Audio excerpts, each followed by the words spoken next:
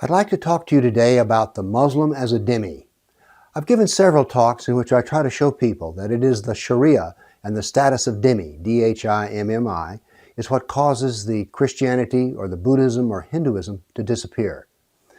And usually what I do is I go through something called the Treaty of Umar, which is a contract that was signed when Islam conquered Jerusalem. It was a contract between the Caliph and the Christians.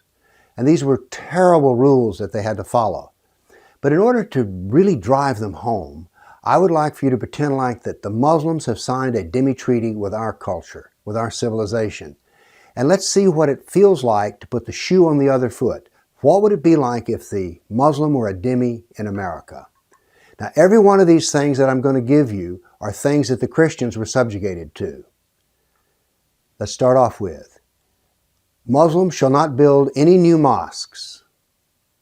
Muslims shall not call to prayer any louder than can be heard from the sidewalk of the mosque. This is a corollary of the Christians couldn't ring their bells loud enough to be heard. Our minarets shall not be higher than 15 feet. Muslims shall not build houses any higher than a surrounding house of a kafir. Muslims will not have any position or place of authority over any kafir. Muslims will not vote, nor will they be citizens in any kafir nation. Muslims will not serve in the military, police force, or have any government position.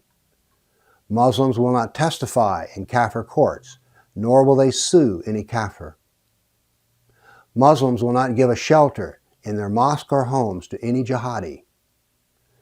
Muslims will not teach Islam to any kafir. Muslims will not manifest Islam publicly, and they will not try to convert any kafir.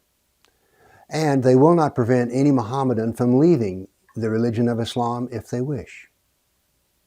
Muslims shall not own, nor will they carry any weapons. Muslims shall not display their books in the marketplace. And Muslims will pay the Islamic tax of 50% of their income. Once a year, they will shave their heads and kneel before the kafir to present the tax on Muslims.